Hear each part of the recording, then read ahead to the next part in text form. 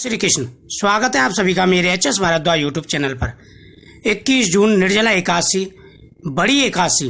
सिर्फ 11 तुलसी के पत्ते आपको भगवान के सामने रखने हैं और साधारण सा उपाय करना है। इस उपाय के करने से शीघ्र ही आपकी पुत्र की मनोकामना पूरी होगी। बड़ी एकादशी, महाशुभ योग। इस दिन सोमवार भी पड़ रहा है और एकादशी भी बड़ी एकादशी है।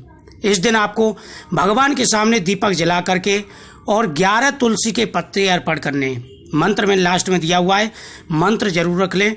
कैसे करना है, संपूर्ण जानकारी के लिए वीडियो को लास्ट तक देखें। सर्वप्रथम सुबह उठते ही गंगा जल डाल करके स्नान करना है। उसके बाद में आपको सूर्य पूजन करना है। भगवान सूर्यदेव को अर्घ्य देते समय यह ध्यान रखें कि तांबे के लोटे में गंगा जल, दूध, घी, शक्कर और चावल डाल करके, लाल पुष्प डाल करके भगवान सूर्यदेव को जल अर्पण करें। उसके बाद में जल देते समय एक पात्र आपको नीचे रख लेना है, जिससे जल का जो सूर्यदेव को जल देंगे वह सीधा जमीन पर गिर के उसकी छींटे आप पर ना आए। उसके बाद में वह किसी पेड़ में डाल देंगे। फिर आपको भगवान के सामने बैठ जाना है। अगर सालग्राम जी की मूर्ति है तो उनके सामने बैठ जाएं। लड्डू गोपाल जी की मूर्ति है तो लड्डू गोपाल जी के सामने बैठ जाएं। आपको 11 तुलसी के पत्ते या 21 तुलसी के पत्ते आपको रख लेने हैं। साथ ही गाय का दूध, केसर डाल करके रख दें। और इस दिन अन्न नहीं खाना है, इस बात का विशेष रूप से ध्यान रखें। तो आप फल भगवान के सामने 2 केले रख देंगे और जो भी आप प्रसाद बनाया है एकादशी का वो रख दें।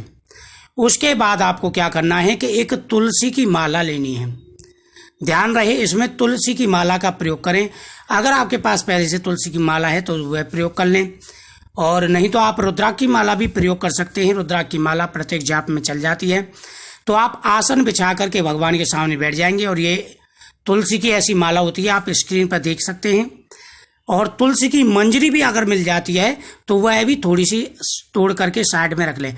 तुलसी की मंजरी का विशेष महत्व होता है। एकादशी वाले दिन जो व्यक्ति तुलसी की मंजरी भगवान को अर्पण करता है, जन्मों जन्मों के पाप दूर हो जाते हैं और हर प्रकार की मनोकामनाएं पूरी हो जाती हैं। तो आपको भगवान के सामने क्या करना है, हाथ में जल लेके संकल्प करना है कि प्रभु मैं निर्जला एकादशी का व्रत कर रहा हूँ या कर रही हूँ, आप मेरी पुत्र की मनोकामना पूरी करें। ऐसा कह करके आपको जल वहीं पर छोड़ देना है और भगवान के सामने थोड़ा सा गुड़ भी आपको रख देना है, जो पूजा के बाद में आप गौ माता को खिला करके आएंगे।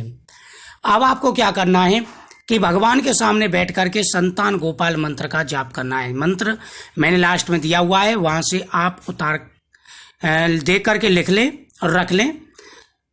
माता तुलसी के सामने आपको 5 दीपक जलाने हैं। माता तुलसी के सामने 5 दीपक आपको जलाने, इस बात का विशेष रूप से ध्यान रखें। अगरबत्ती नहीं जलानी है, दीपक जलाने। और उसके बाद में सालग्राम जी के सामने आप एक एक तुलसी का पत्ता चढ़ाते जाएंगे, मंत्र बोलते जाएंगे।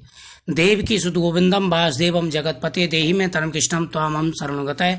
ऐसा कहते हुए भगवान के सामने एक एक तुलसी का पत्र आप चढ़ाते जाएंगे, यानी तुलसी का पत्ता चढ़ाते जाएंगे। जब आपका जाप पूरा हो जाए तो यह तुलसी के पत्ते आप 3 दिन तक लगातार प्रयोग करें। एकादशी, द्वादशी और त्रयोदशी, इस दिन आप इस हिसाब से प्रयोग करें कि 3 दिन के अंदर सारे पत्ते आपको लेने हैं। यह मंत्र है, यह मंत्र आपको लिख लेना है। गंगा जल के साथ में या गाय के दूध के साथ में तुलसी के पत्तों का प्रयोग करना है। और जो आपने फल भगवान के सामने रखे हैं, जो आपने दूध भगवान के सामने रखा है, उसको पी लेना है प्रसाद के रूप में। तो इसका प्रयोग करने से जल्दी ही आपकी पुत्र की मनोकामना पूरी हो जाएगी। और गर्भवती महिलाएं भी ये कर सकती हैं। दूसरा तीसरा मंत्र चल रहा है तो आप भी ये प्रयोग कर सकते हैं, जरूर आपकी मनोकामना पूरी होगी। तो बहुत ही चमत्कारी प्रभावशाली उपाय है। बड़ी एकादशी है, पूरे साल की एकादशियों का फल प्राप्त हो जाता है इस दिन। तो आप जरूर करें और फिर देखिए चमत्कार होगा। पूरे विश्वास के साथ में ये उपाय करना है, विश्वास नहीं तो फल नहीं।